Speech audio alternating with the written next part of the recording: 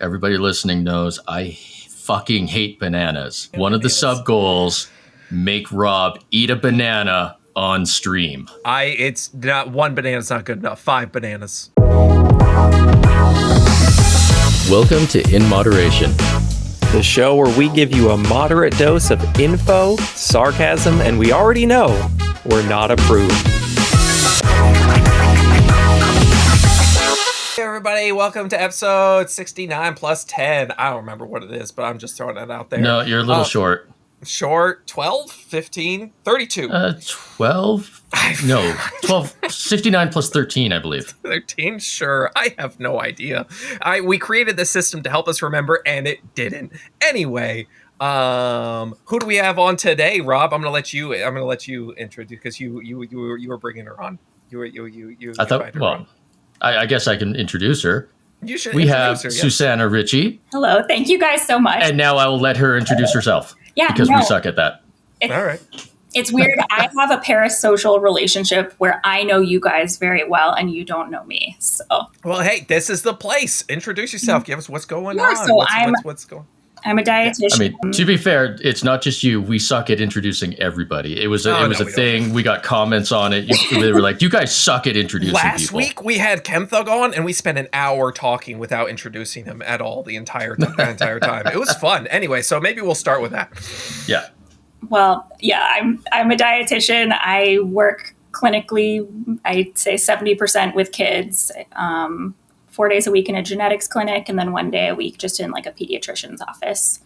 And then I dabble in social media, though I am, as I've mentioned to you guys, not very strategic about it. You got to start somewhere. That's the thing, though, with social media. You just start, and you can't really worry too much about how good it's going to be, because no matter what you do, it's going to be bad at first. That's pretty much everyone's. Having 10 followers is better than having 0. Right? Yep. Right? Yep. I've grown a little bit, which is good to see, but, Figure it out. That's what I did. I started off, my thing wasn't even nutrition when I started, and I slowly transitioned to that. None of it makes sense. You just roll with whatever works. So before we just started recording here, you were talking about how you were more into the pseudoscience stuff before you started getting into the evidence-based stuff. I always find that fascinating. I love that sort of transition and kind of like what made you go, oh, this is all bullshit. That's always, and that's just kind of a fun time, right. So go ahead. I'm going to give you the floor there. I wish it was like a quick thing, like something someone said to me one time that changed my mind, because then you can just do that. But unfortunately, it took, probably getting a master's degree. But I was super into nutrition from 12 on. I remember in 7th grade, I'd get my ice cream out and watch The Biggest Loser. Oh man, I remember loving The Biggest Loser when I was younger. It's this is great. They're losing so much weight, and it's so great for health and everything. And then I started going to school for nutrition. I was like, oh, that's fucking bad. It's bad. Yeah, it's definitely something. Really bad. And so I liked the sensationalistic stuff, because doesn't everyone? Who does the sensational stuff gets so many views? You need it out. We were talking about. Do you? Okay, I'm going to let you go. I'm sorry, I'm interrupting. But what was it? What was it? The blacks? Was it the Swan? What were we talking about, Rob? The Swan. I think it was just called the Swan. Do you remember that show? The Swan. Yes. Do you remember the Swan? I have to just bring it up again. It was basically they took someone who was traditionally ugly and then gave them a ton of plastic surgery to make them look good. And it's at the time we loved it. We're like, yes, she's pretty now. And now you really this is a perfect example of what not to do and what is wrong. And it's amazing. It's it's The Biggest Loser, but worse. Reminds me of What Not to Wear, where they take a single mom who is pumping and had a new baby, and they'd be like, you look like crap.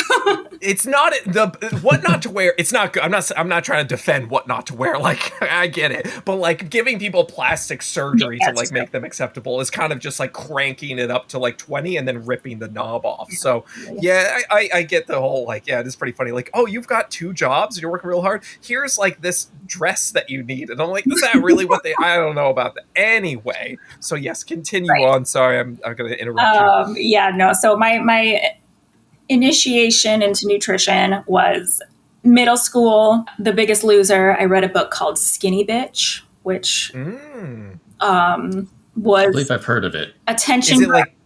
Is it like Skinny Talk, where they give you all like there's nothing tastes as good as skinny feels, that sort of thing? It's a no nonsense, very vegan forward, but like old school vegan before we had any decent like meat substitutes, and they're like telling you like to use this, tofu from 1994 to make like it. I don't recommend in this era, but so I went on my first, my friend and I, we did a detox diet. I think my mom was probably hyperventilating somewhere. I love that. What did you do? Well, we obviously didn't have any meat. I remember we weren't supposed to have regular pasta. So I remember buying corn pasta because in 2007. Does that have less toxins in it? Now knowing. No, back then when you were doing it, did it have? Of course it did, but like. I don't know how we convinced ourselves that just like swapping one grain out for another was. I did not know corn pasta was a thing. I hope it isn't anymore, but. Was it not? I'm guessing it wasn't good. I don't know that we added much to it. Like, I'm trying to think. It's like tomato sauce full of toxins as well or something, and you had to like just eat cold corn pasta. I bring out a celery over it. Could go that far back, but I don't remember. Okay. So you did a detox. Obviously it worked perfectly. You worked perfectly. Got really into the documentaries. Like, did you guys ever watch Super Size Me? Oh, of course. I've watched Super Size Me multiple times. I really enjoyed it for like many years. I loved Super Size Me. If I have not actually watched it. So, okay, if anyone hasn't seen it, well, unfortunately, he passed away recently, the guy who made it. Oh, if you haven't seen, unfortunately, he passed away, I believe, of cancer recently. It's very sad. I'm blanking on his name. I'd have to look it up. But he only ate McDonald's for like 30 days, breakfast, lunch, dinner. And anytime they asked, do you want to supersize it? He would then supersize it. And that's right after that documentary, McDonald's was like, we're not doing the supersize thing anymore. And everyone was like, is it because of Supersize Me? And they were like, no, totally. That's just like, we decided amongst ourselves that it wasn't a good idea. You're like, okay, sure. But yeah, he unsurprisingly eating breakfast, lunch, dinner at McDonald's every day wasn't great for his health. Go figure. Yep. I mean, for some reason, it was still surprising, even though it shouldn't have been surprising. But the whole idea was like how bad it was. Like, it's just as bad as drinking tons of alcohol or you're pickling your liver. I still remember a whole bunch of stuff from that. Like, it was attention grabbing, right? Like, that's attention grabbing. Like, I'm going to eat McDonald's every day. And that, like Food Inc. and stuff. And so you start to get this inflated sense that you know everything about nutrition because you've read a diet book and watched 2 documentaries. Dunning-Kruger. You're already in, middle school, so you know everything anyways. Yes. And I have this vivid memory of, I was closer to like one of my, I guess she was my homeroom teacher, and she was a biology teacher. And I remember telling her that her Diet Coke was going to cause cancer. Of course, aspartame, worst thing you can put in your body. Worst thing you can put in your body. Yeah. As I sip A&W Zero. And she was so patient. She was like, oh, why do you think that? And I was like, well, because it's full of toxins. And toxins. Yeah, to this day, bless her. She I will not put up with that shit. At this point, there's no way. Okay, so that's how. So and then what sort of kind of got you? Was it going to school for nutrition that kind of got you out of that? It gets even worse because that's like middle school, high school. Then in college, okay, I love worse. Worse is good. Clean beauty, and in college, I was a disaster. I ate so much fiber. I had like terrible IBS. I started like cleansing my face with oil, so like I was breaking out. Started washing my hair with like baking soda and vinegar.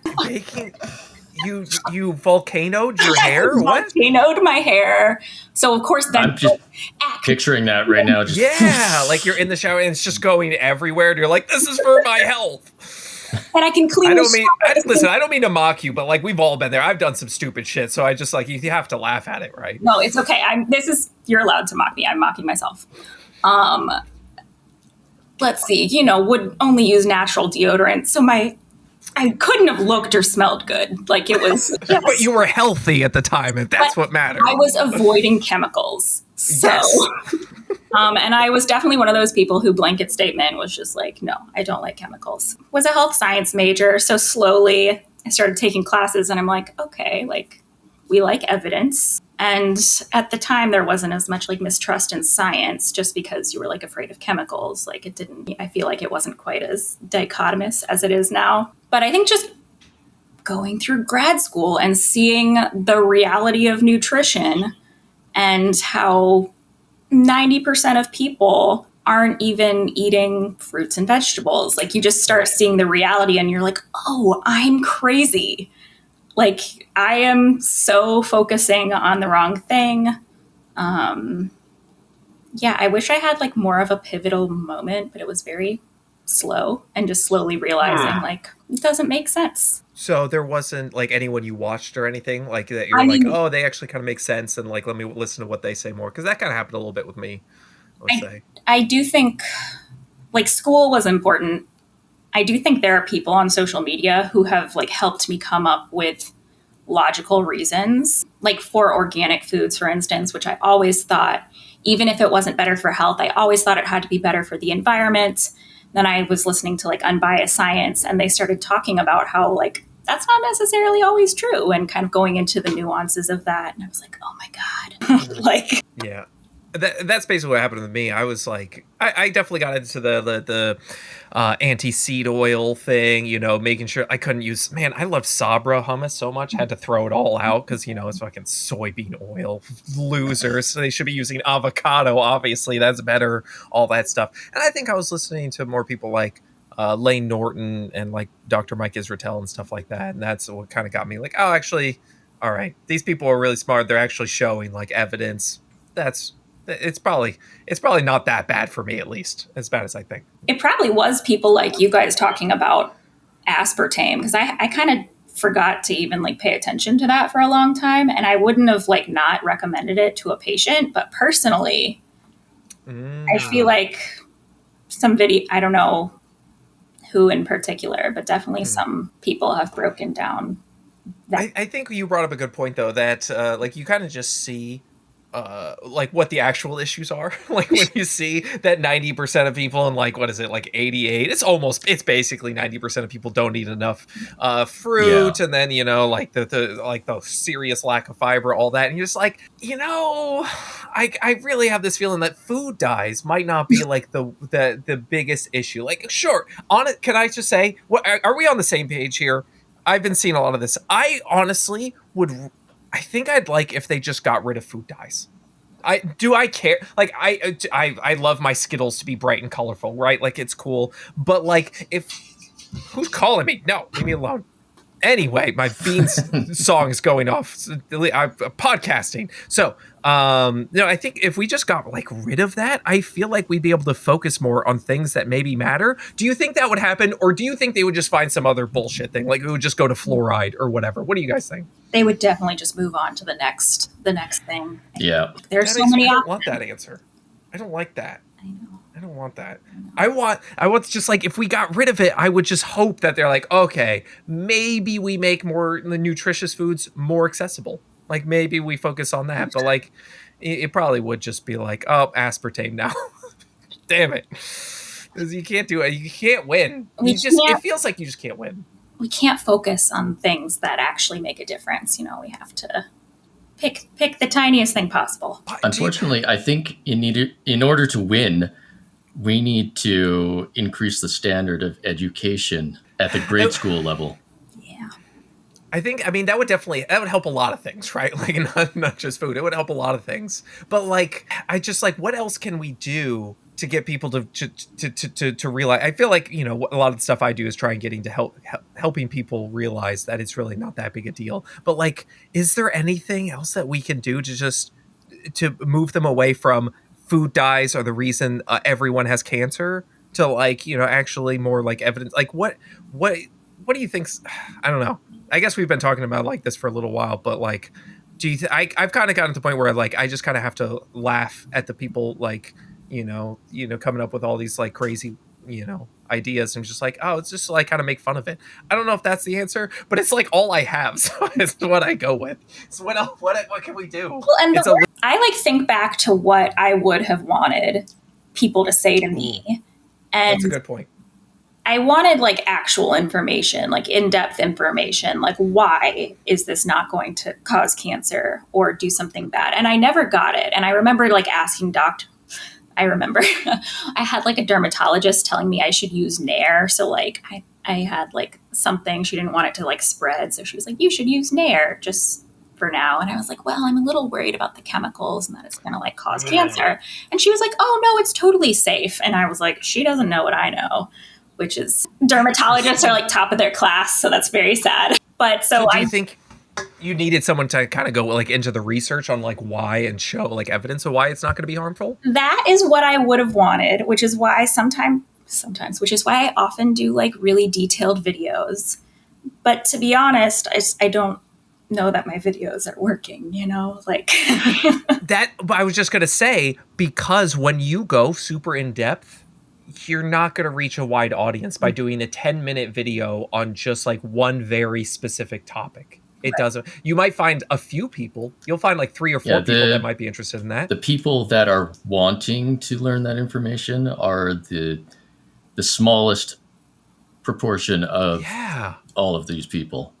You still have this huge proportion of people that haven't even started questioning. Right. Man. Yeah, I've also thought about like targeting sort of like wellness influencers and like physicians who know a lot about science, but maybe not nutrition, and trying to like educate there because they get a lot of questions. And what a lot of people have told me that like has helped them is when, you know, you kind of show that someone who's talking about all these toxins and how they're killing you. And, you know, you actually bring up like, hey, they're profiting so much off of like the fear that they're, you know, trying to put forth, right? That they're like, oh, they say this is terrible and this is good. Oh, by the way, this thing that's good is in all of my products, you know, that sort of thing. And I feel like that is sort of helped people. So I think it just has to be like a combination of different things that you do. And that's why like I'll do like a short video, but I'll try and show other people who do more like in-depth stuff. Like I'll talk about like Food Science Babe, who does like really great, like in-depth long videos. So if people want that information, then they can just kind of go over there. But like it just kind of feels like a losing battle no matter what. I feel like I should give credit to Food Science Babe for something. I don't know exactly what it was, but I know she helped me learn some key concepts. 100% agree. Like I got right. Like when I started going on TikTok, I was like, oh, food science, this is great. Like Dr. Ids, Food Science Babe, these people. So I feel like we really need those people. Yeah. And for the people like us that are like actually willing to listen to the science. But most people, like there's so many people that won't even listen to it. There's so many people, it does not matter. They've bitten fully into the wellness cookie that does not have any sugar or seed oils in it. And there's nothing you can do about it. So on a live stream on Twitch recently, I had this kid that came in and started asking questions about all these different things. And we were trying to recommend channels to him to go watch and learn more.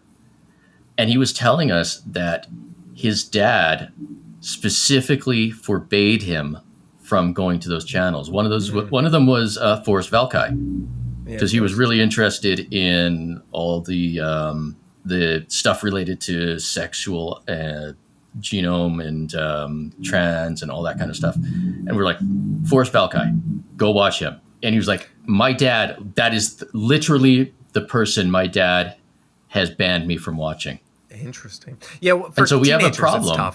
Yeah. We have a problem where the youth aren't getting educated. And that's in part because parents are preventing that. Yeah. Like once you go full Dr. Berg, you know, like you're going to make sure your kids kind of like, you're going to try and make sure your kids follow suit, and that's really tough. Yeah. So for any like teenagers out there, do the best you can. It's rough. It's tough, man. That is tough. But listen, I don't want all this to be like dreary and like we give up because everything's bullshit. Like, can we? I'd love to, for we have a registered dietitian on. I'd love to kind of get into more just like simple things that people can do, to like improve their health. What would be like? Give me like maybe like 3. It doesn't have to be like top 3, but like 3 tips. What things that actually people can do to improve their health. Yeah, I mean, and like nutrition wise, it doesn't have like quit smoking, but like food, that sort of thing. Right. I feel like I'm always looking at people's like current diets and looking at the little things that could improve. Most people just need to add in like 1 more fruit or vegetable than they're currently having. Like just do 1 more in a day. Unfortunately, switching from beef tallow to seed oils could be beneficial. You might lose some people with that. But, listen, no. Not on this podcast. Anybody who's willingly listening to this podcast, anybody who's listened to 69 plus 12 episodes of this podcast, they're all in on the seed oils. Yeah. We're seed oil chuggers here. It's totally fine. To be honest, most of my like quick go-tos, I feel like I've seen mostly kids lately. So all of my advice is like to parents about kids. Oh, I love that. Hey, let's get it. I would love to get into some of that because I get asked about that a decent That's exactly amount, what I was just talking about. So, yeah, we were talking about kids. Like, yeah, what can, recommend for the parents, for the young ones? What do you say? I highly recommend for anyone starting at like age 1 or 2, looking at the division of responsibility. I don't know if you've come across that ever. Mm-hmm. It's kind of like a bread and butter framework that use like every single day to give parents a little bit of guidance because everything's so ambiguous all the time. So we say that the parents decide when, where, and what kids eat, and the kids decide if and how much. Okay. So, for instance, parents decide when. So maybe 3 meals a day, 2 to 3 snacks at regularly, like consistent times. It doesn't have to be a schedule, but kind of routine, so that kids always know that like food is coming. No one's starving. And then the where, ideally at a table without an iPad. That's a mega challenge.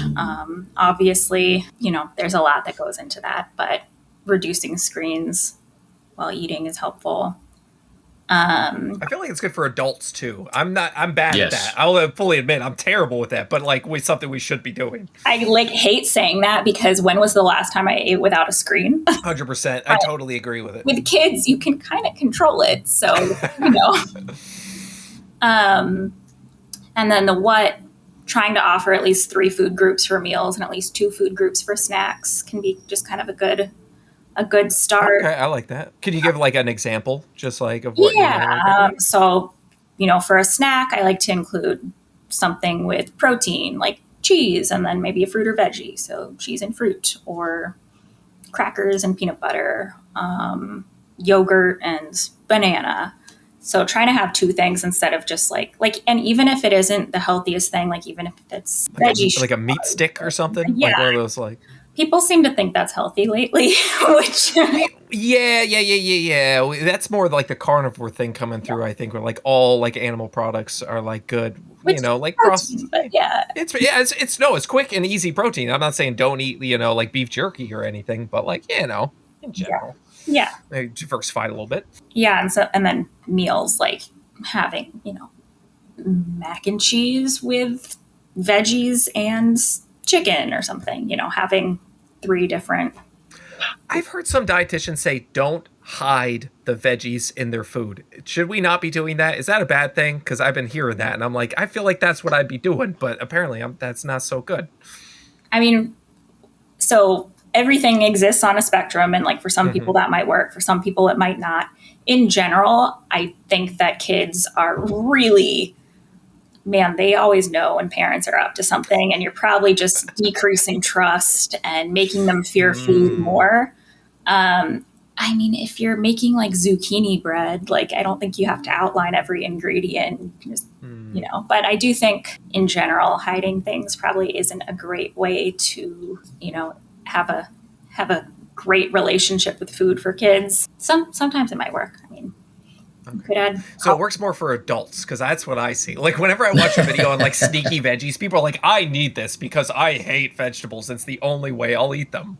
Yeah, and I mean, you don't have to, like, if you have like cauliflower Alfredo or like beans Right. and, you know, whatever, like kids can enjoy that too. What am I thinking? I've lost it. Okay, so then you put 3 different food groups on their plate and have at least one food that they'll accept, that you know that they like. And then they decide if and how much they eat. So for people with 2-year-olds, this freaks them out because a lot of times their 2-year-old's just not going to eat. They're going to have like 3 strawberries and then push their food on the floor. But the nice thing is to know that like the parent's job is to offer, and they don't have to force their kid to sit there and eat. Yeah.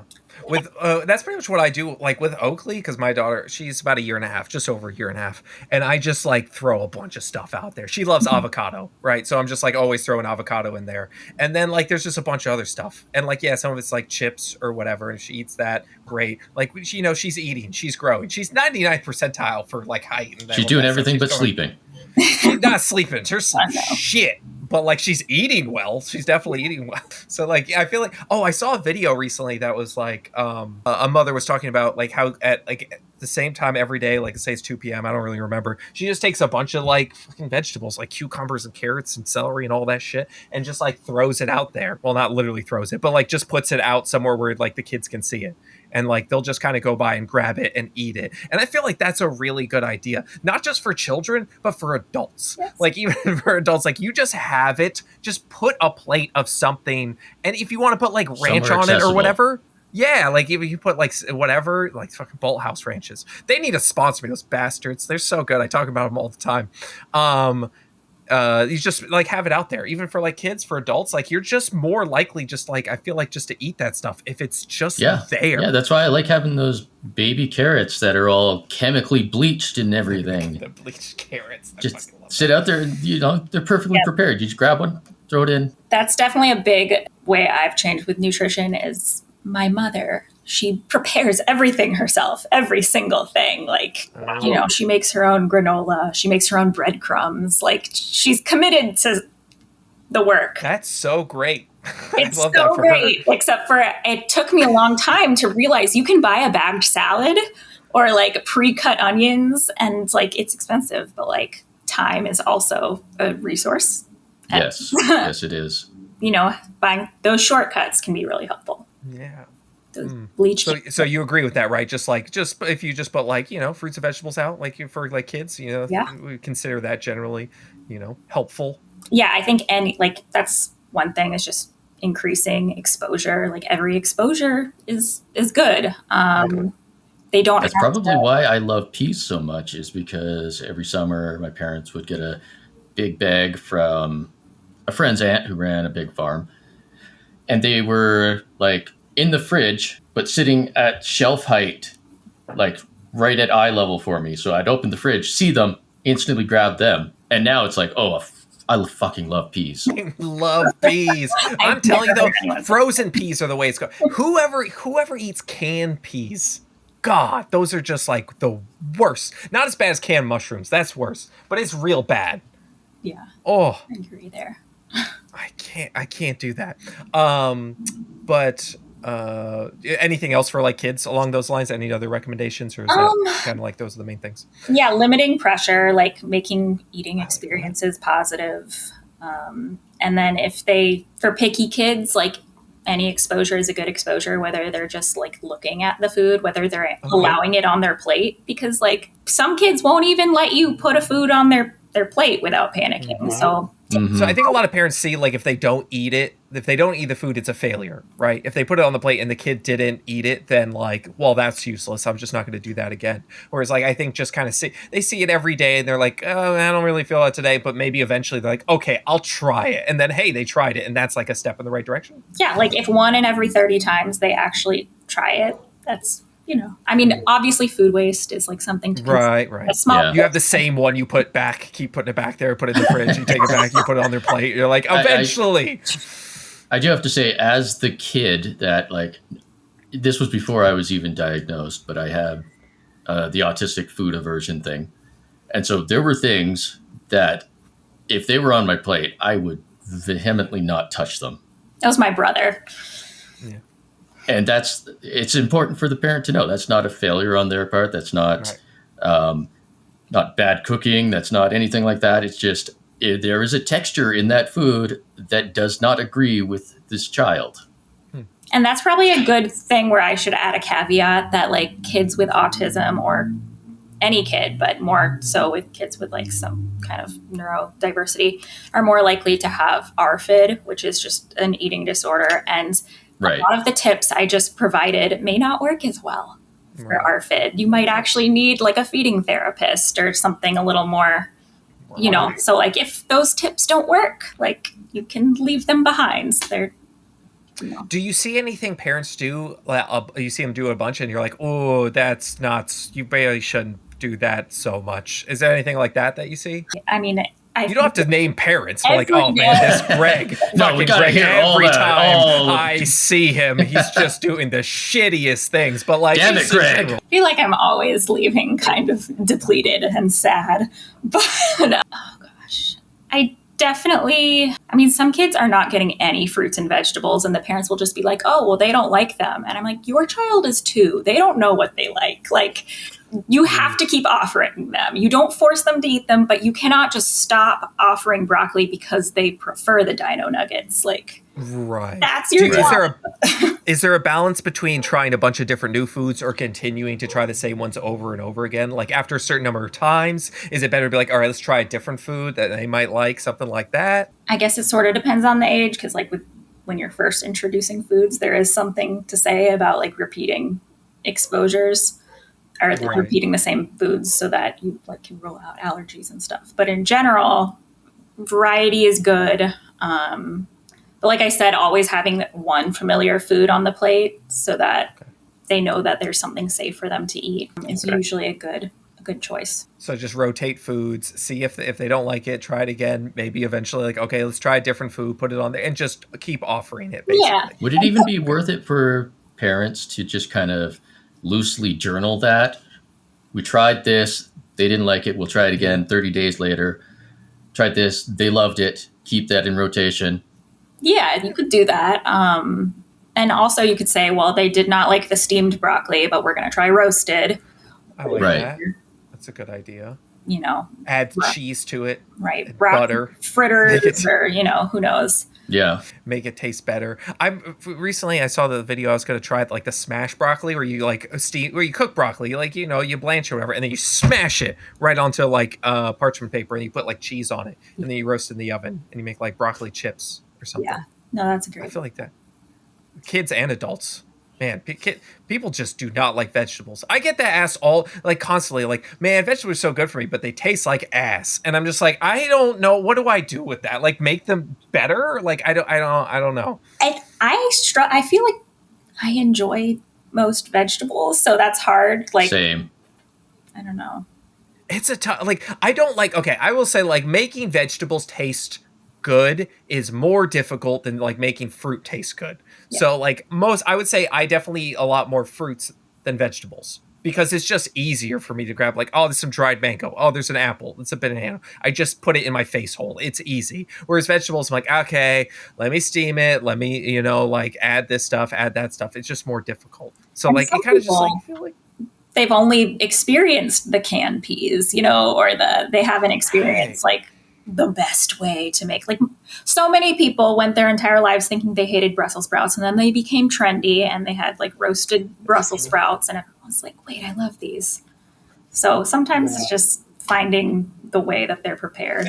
I think for me, it comes down to viewing vegetables as a way to influence the texture of a meal. So if you have a meal that's in general kind of soft or something, and you want to get some crunch in there, you could put a little bit of stringed carrot or something. If you have, you know, you got your good old meat and potatoes, you need something that's a little bit softer, then you can steam the peas. One thing that worked really well for me with my adult picky eating, which I'm fine with vegetables, but seafood and like blue cheese, you know, some of those weird anything that swims freaks me out a little bit. I got really into Survivor at some point, and you know how they have those like challenge where they make them eat weird things. That's in most shows these days. Okay. Yeah.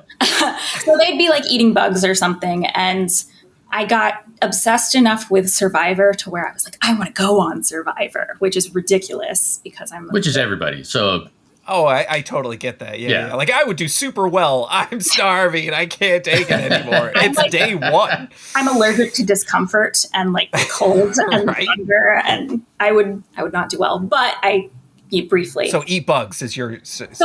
So my thought was like, well, if I'm going to be on Survivor, I have to prepare myself. So I started like eating olives and like eating, the weird fish when someone else would order it. Funny. And it actually worked for me. I don't know why that motivated me. We need all the fucking weird tips we can at this point. Like, as we said, 90% of people don't eat fruits and vegetables. So, like, we need any weird, like, strange shit. Hey, if it fucking works, man. Here's how I get more vegetables. I order Chinese food. That's what I do, because they make their vegetables good as shit. I always get like the broccoli or the mixed vegetables or whatever, and then I'll get it like their tofu or shrimp. That's pretty much my thing. Like, oh, it's got oil on it. Yeah, that's what makes it taste good, and that's why I eat it. So at least then I'm getting like, my broccoli and whatever else they put in there. It works. I definitely agree. Even if you're adding like sugar, fat, salt, if you're making your vegetables taste good, obviously there's a limit, but like you should be aware of what's on your food. But for a lot of us, just getting in those veggies is important. Like, most people aren't fucking doing that. So like, whatever it like, just if it makes it, and I think that's where a lot of people get caught up. Like, how many times have you seen it? They're like, oh, well, you added that to your vegetables. That cancels it out. Get the fuck out of here. It cancels it out. It's just, what you're saying that with a cigarette in your hand? Cool. Thanks, Joe. I appreciate that. Like, whatever, like, who cares? It's cheese. It's ranch. It's whatever. It works. It's fine. Yeah. There was like a point in my life where I thought ordering like a salad at a restaurant was bad for you because they really scared dressing. You know how many calories are in that dressing? You know what? The fats in that dressing will help you absorb the vitamins in the greens that you're eating. That's bullshit. Get that out of here. It's stupid. Gosh. Yeah, definitely any baby steps. Actually, one of my favorite stories from this year was this family. Their kids weren't eating. They were offering their kids vegetables maybe once a week in the form of like an onion and lettuce on a burger. So I was like, okay, well, maybe we can set some goals around like maybe trying a fruit or vegetable. They're like, okay, what would that look like? And they said they liked ramen. So I was like, what if you like put like carrots in your ramen or something? I don't know. I'm like stretching, trying to find something they'd be comfortable with. And the mom was like, what about parsley? And I was like, yeah, sure, you could do parsley. And she was like the sprinkle kind? And I was like, every step counts.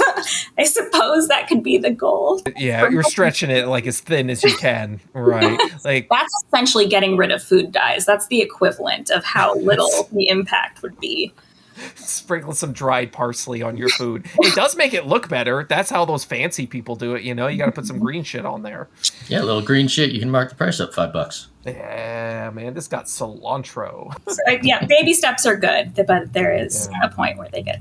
I think it's just like for me, it's just finding the things that you like and then just eating those. And like, I'm fucking basic as shit. Like, I like avocado toast. Like, I still eat it like, I don't know about every day, but like a lot of the days a week, I'm like, have an avocado. Oh, there's a piece of sourdough. I like tomatoes on there and everything bagel seasoning. And I eat that really often and it works. Like that, you just kind of have to find those things that you like. And you're like, okay, I like peanut butter and jelly. Like, people give shit to peanut butter and jelly. It's fucking peanut butter and jelly sandwich is great, man. Especially get some like whole wheat bread. It's fantastic. It's just kind of like finding those foods that you can eat on a regular basis that are relatively easy to make. And, like are fairly nutritious. That's what it's about to me. I definitely agree. Having like the staple foods so that if you don't have like a fancy idea of what you're going to make, that you always have a backup that's relatively nutritious and you like, and it's easy. Really like I like the Bird's Eye Power Blends. I've talked about those a lot, like the frozen like vegetable packs, like what stuff like that. Do you have any of your go-to, like in your daily routine? Do you have like simple things that you're just like, I just fucking pop that in, I eat that? peanut butter toast every morning. Like peanut butter toast and an orange is just like my go-to breakfast. I love that. Like, But it's missing the jelly. Well, the orange kind of replaces the jelly for me, because you got the orange, you got the sweetness, whereas like the jelly has the sweetening. You know what I'm saying? I like orange and peanut butter on toast. That's good. Banana also, throw that on there with like cinnamon. Fuck, man, that's good. Oh, you know what? If you get like those cacao nibs, so have you ever had cacao nibs? You had cacao nibs before? They're like the little cocoa. They're from like the cocoa pod or bean, wherever the fuck it is, and they're like fermented and they're crunchy and sort of chocolatey. Now, I told someone about it and I met them in person. They were a fan. They're like, hey, I just tried to eat the cacao nibs and they weren't very good. I'm like, oh god, no, you don't just like fucking M&M them shits. You can't just like put a bunch in your hand and toss them back. It doesn't work like that. You have to put them on foods that chocolate would be good with. Like, you take peanut butter, banana, cacao nibs, maybe a little honey or something like that, cinnamon. Banging, so good. That took you like 3 minutes, and it's cheap as shit. I definitely made them. I put them in like a random ice cream that I made or something. That's good too. That was good. I like that. Yeah, I like that. What do you have like other? Because the price is always, people are talking about the price. What do you recommend for like cheaper shit, on the affordable side? Yeah, I mean, I'm a big accidental waster of fruits and vegetables. So frozen is nice because then you're not wasting everything. Yep. So I really do enjoy frozen fruits and veggies. Also, like, this is bad if you don't have good food, like certain food access, but Trader Joe's cuts my grocery bill in half. I know not everyone's near one and not everyone likes them. I feel that way about Aldi. That's what they got really good prices. Yeah. If you can find a store that, sometimes it's literally just the store, not even. I mean, people have Costco, like, there are different stores that are helpful. Yeah, I think the problem is everyone has like a different threshold for how much time they're willing to spare to prep food. And a lot of the cheapest food is the longest to prep.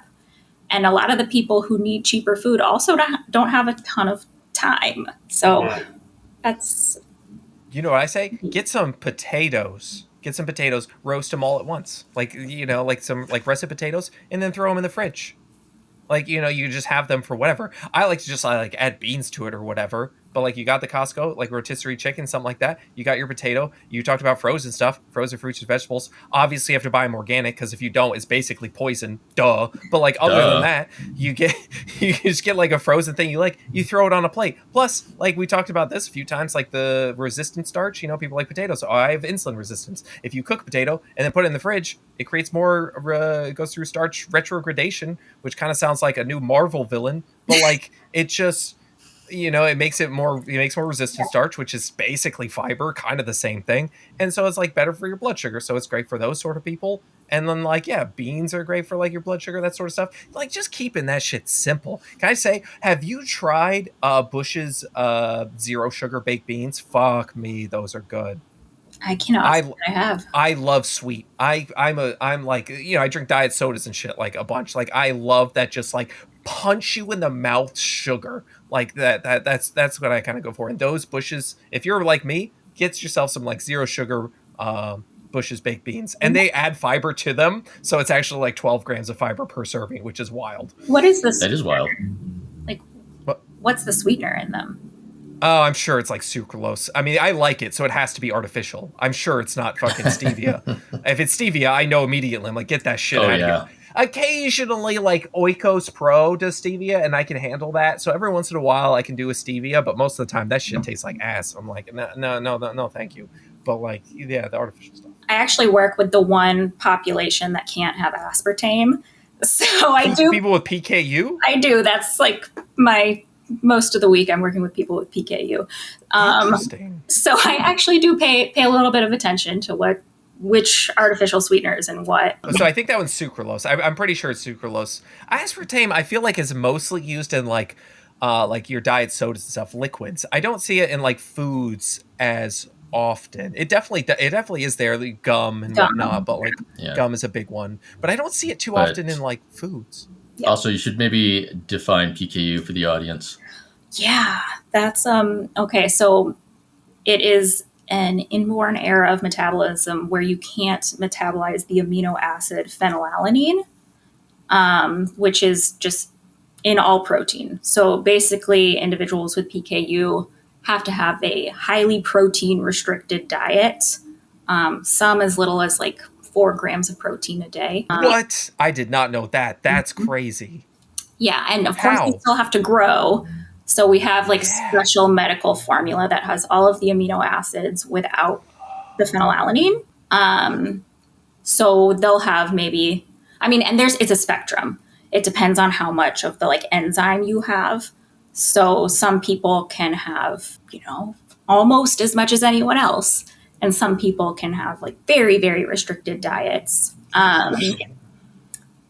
Yeah, it is very interesting. How do you only have 4 grams of protein a day? Like, I'm literally sitting here like fruit, like a serving of watermelon has like 1 gram of protein. Like, how do you even get to that, like that low of a It state? is near impossible at that level. That's really restrictive. But there are some low protein foods that are made out of like starch. So yeah, there's some companies that make like pastas and stuff like that are just made out of starch. So there's no protein. So they'll use some of those alternatives because like pasta, a serving of pasta is 7 grams of protein. Right, exactly. So like people with PKU, not all of them are able to have pasta people think of it as a carb, but right, no, like a lot of like your whole grains and stuff, like even nuts and seeds, like all that shit, like protein, like that's just like the only thing I'm thinking of is like fruits generally are pretty low, but like so sticking to mostly a lot of fruits and vegetables. Unfortunately, like some families will gravitate more towards like some very ultra processed foods because they're like, I mean, at that point though, like it's hard for me to blame them because like you're just trying to do whatever you can. It's definitely like, I mean, yeah, you pick your battles. Right, like if a zebra cake's gonna keep me alive, then fuck it, I'm gonna eat a zebra cake. Yeah, and a lot of kids will eat very high sugar diets or like, yeah, gummy bears don't have any protein. Exactly. Like, I'm gonna be honest. Like, if I'm like you, I need less than 10 grams of protein a day. I'm like, give me the fucking juji fruit. Give me the Swedish fish. Like, I'm gonna at least stay alive. And I should give a more moderate example of like 10 grams of protein. Moderate as in 10. Okay, like 10 is still like so low. Like we're talking like in most like states now are like you need a gram per pound of body weight per day. So let me get 200 grams. Now like 10 is a fucking drop. And they do. So there's a medication that is approved for adults. And it's an injection, and it has kind of changed things so that some adults can like actually have like massive amounts of protein. So it's like a Beano, but for phenylalanine? Yeah, it's like technically kind of like, is it an enzyme replacement? I don't want to say the wrong thing. So like lactose, like we people take lactate or whatever, so they can break down lactose. Except for it's like a twice daily injection. And you can go into anaphylactic shock at any time with it. So it's a pretty serious drug, but it can drastically increase the amount of protein you're able to have. So people who were raised having like 10 grams of protein a day, all of a sudden have to have like 70 grams of protein a day. And they're like, wait, how? That's crazy, man. Well, I'm glad they at least have something, I guess, even if... So do you also just have an EpiPen? Like, here's my first injection, and I have the second one just in case. I think it's pretty rare that actually happens. But yes, people are supposed to keep an EpiPen on them at all times. And no one has ever died from anaphylactic shock from the drug. Okay. It's good to know. That's wild, man. Yeah, I feel so. Anybody who can't have protein, even beans. I love beans. You can't even have that's just terrible. This is a even weirder story. There was a patient. There's something. Have you ever heard of a urea cycle disorder? Probably not. I don't know if I have. You wouldn't need to. Most people never need to know that term in their life. But it's even more rare than PKU. But it's a metabolic disorder where you can't have much protein or else you get too much ammonia buildup and it becomes like incredibly neurotoxic. And recently there was a person who was undiagnosed because most of these disorders are diagnosed on the newborn screen. And a lot of these disorders weren't like diagnosable until 2000s. I mean, we're still adding on different disorders. So this person was never diagnosed. and they tried the carnivore diet. Oh shit, they're so God. fucked. Well, and I feel insensitive because they unfortunately did pass away. But like, can you imagine how bad of luck you have to have like an underlying metabolic disorder, and then you try carnivore? And yeah, one of the many reasons fad diets are maybe not the way to go. God damn, that's terrible. Any other weird stories? Because we've been going for a little. I'd love to finish up with more like any other like weird stories or like just random things. You're like, oh man, that was strange or whatever. Because those are the fun ones, right? Eat your fiber. That's boring. We all have heard eat your fiber. What about that weird story that happened? Oh man, no, I'm sure you see some pretty like rare things in like your, in the people with the clientele that it's all very like, rare disorders where I guess it's shocking to see. I think that now I'm like, let me think about what I'm saying before I say it. I don't think about what I'm saying before I say it. I just start talking and then words happen. Well, and that's like your brain catches up eventually. Exactly. It's nice to have like TikTok where you can erase everything you said like 12 times and backtrack, and then all of a sudden you're on a podcast and you're like, wait, I just said that in real time and I can't erase. It doesn't matter. We don't erase our mistakes. A lot of times, if you see my videos, a lot of times I just keep them in there. I grabbed dry ice with my bare hands the other day. That was fun. I fucked up the intro to the episode 3 episodes ago. I left that in there. Yeah, you're like, fuck it, who cares? Doesn't matter. I don't know. There's so many random stories that I think about that are eluding my mind right now. Any other like weird, like, because I've never even heard like some of the like the weird conditions, like any other like PKU like things that you see that like people have to deal with. Well, and this is good timing to talk about it because so a lot of them are found through the newborn screen, and there have been some administrative changes thanks to our new. Oh, RFK is making everyone healthy again? Yeah, so we eliminated like the advisory committee on heritable disorders in infants and children. So that kind of affects the newborn screen, and people don't realize how serious that is. But like that, had we had urea cycle disorders on the newborn screen when that carnivore man was born, he would be alive. So like the newborn screen is super important. So most of these disorders like MCAD, medium chain acyl-CoA dehydrogenase disorder, is actually, what is that? It's actually more common than you would think. That is a fatty acid oxidation disorder. So like you can't break down medium chain fats, so MCTs. But that's the healthiest thing you could possibly have, according to people on the internet. And so, yeah, and actually that's been a problem because like now there's like sneaky sources of MCTs because they're throwing in everything. Put that coconut oil in there. It'll make everyone healthy. But the problem with that is they don't always have they can become hypoglycemic really quickly. So you have to avoid prolonged periods of fasting, which, at some ages can be 3 hours. So babies, parents have to wake up every single, they have to wake up every 3 hours for months and months. That sounds rough. Yeah. Just to make sure that their baby doesn't die in the middle of the night. And it's thought that that was possibly one of the causes of SIDS. Interesting. Yeah. It's been on the newborn screen since I want to say early mid 2000s. So we wouldn't have been screened for it, but your daughter was. Right. How do you know how rare it is? Like what the percentages on that? I don't know. It's one of the more common of the rare diseases. I shouldn't guess, but if I were, PKU is 1 in 10,000. So 1 in 10,000 still feels like kind of frequent to me. Yeah, they are our most common type of patient. How many people live in the United States? Fucking 300 million or so? I don't remember exactly how many, but there's a lot of people. So 1 in 10,000 adds up pretty damn quick. Right. Yep. Right.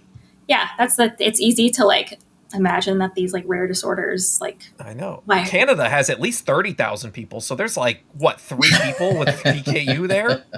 Damn, that sucks for those 3 people. I don't know. I think your numbers are a little high there, bud. I was trying to be generous, okay? Give me some. But yeah, that's my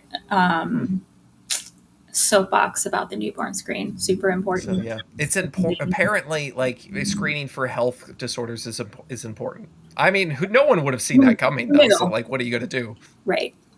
I don't think it's like in danger of going away, but future, there are so many things that they've added to over the years. We want them to keep like adding things that are appropriate. Okay, hear me out though. What if we got rid of that and then gave babies raw milk? Would that like yeah, that's, I swear to God, 90% of my content is talking about people giving raw cow's milk, raw goat's milk, just weird combinations of coconut oil to their babies. And oh yeah, well, it is natural, so it's therefore better. Yeah, definitely. Fucking giving people synthetic injections so they can eat food, stupid. There are case study reports of people giving their babies raw goat's milk and it flagging the newborn screen because they have such severe like metabolic abnormalities from the amounts of like potassium and protein. Oh god. Oh yeah. The goat's milk. Wait, so goat's milk is not made for humans? Is that true? Not the baby humans. Okay. Even if it's pasteurized. Shockingly. The animals are meant to give it to their own youth. Okay, I guess. Fine. And then someone's always going to comment, well, what if you're starving to death? And I'm like, well, yeah, just fine. And in the video, I should have made the video 10 minutes. Cover every fucking situation imaginable. I cannot believe I didn't mention that. Oh shit. Oh, that's funny. Well, I mean, okay, so yeah, I guess we're recording for like an hour here. Any other tips? Just okay. I want to finish it up with adults. Okay, like any other tips for just like adults? Listen, everyone's struggling. None of us are getting enough fiber. None of us are eating fruits and vegetables. Anything, your eggs are $11. Eggs are $11. What? Yeah, stop with the perfection. Just try to do your best at every meal, whether that, I think people just get so caught up in perfection. People will tell me, oh, I'm an all or nothing person. And I'm like, no, you're not an all or nothing person. You're a nothing person then. You're a nothing person. If you are an all or nothing person, you are therefore a nothing person because you're not going to be able to do it all. And perfection is the enemy of good, all right? Mm-hmm. Like, stop trying to be perfect at everything. Pick one meal even and just like something. Damn. In moderation, where the bar is on the floor. The bar's on the floor and we're stepping over that shit, okay? And you can do that, but if you're going to try and lift the bar up with 800 pounds on it like you're trying to do with your all or nothing approach, Jared, then it's not going to fucking work. I like to pick random names because there's always like one person's got to be like named Jared listening. Like, oh shit, you're right. I got to stop doing that. The Subway guy is Jared, right? I try not to Maybe the Subway guy listens to us. Oh, God, in prison? In prison. Well, he must have, I don't know. Would you consider eating all Subway sandwiches pretty all in?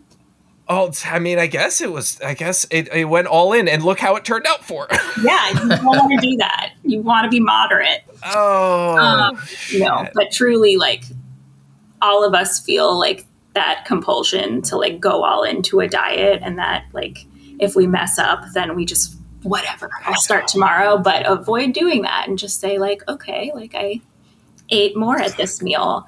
I'm having a burger for dinner. Let's get some chlorinated bleached baby carrots to serve with it. They're super clean and they clean out my insides too. That's how I detox. Yeah. And the convenient food is helpful. My words of wisdom. No one ever knew that. Make it cheap, convenient, and all that good shit. And just stop fucking worrying so much. Damn, man.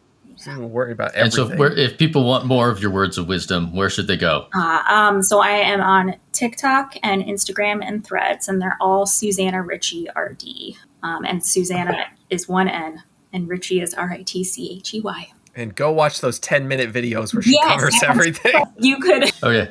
But while we're talking about a similar topic here, I did want to say that I was thinking of doing a subathon on Twitch for my birthday in a month. And we all know, everybody listening knows, I fucking hate bananas. So I'm thinking I'm going to make one of the sub goals make Rob eat a banana on stream. It's not one banana's not good enough. 5 bananas. 5 bananas. This is Well, then there'll be multiple tiers. Okay, Well, fine. once the first sub goal will be 1 banana. The next sub goal will be 5 bananas. I want 5. I want at least 5 bananas. All right. You're All the 5 bananas. potassium. balanced. Hey, wasn't that a great time listening to the podcast? You were just, I'm assuming you were just listening to In Moderation. So if you go ahead and hit the 5-star button, is that a thing? The like button? That's a thing. No. Yep. The like button 5 on YouTube. stars. If you're on YouTube, hit the like button. Not the dislike button. That's a bad button. The Bad like button. button. Don't touch. Hit Don't touch hit it. all the other buttons. The share, you can go check out all those things. subscribe. Go check out our Patreon. We do have a Patreon. It's free to join if you want, or you could give us some money. That'd be really cool, like $1 or $2. It doesn't matter. Whatever you have. That's where you'll find all the news for this. We're super appreciative. You can find all sorts of other stuff there. We do giveaways, I think, sometimes, Sometimes. all that good stuff. Yeah, absolutely. So, peace.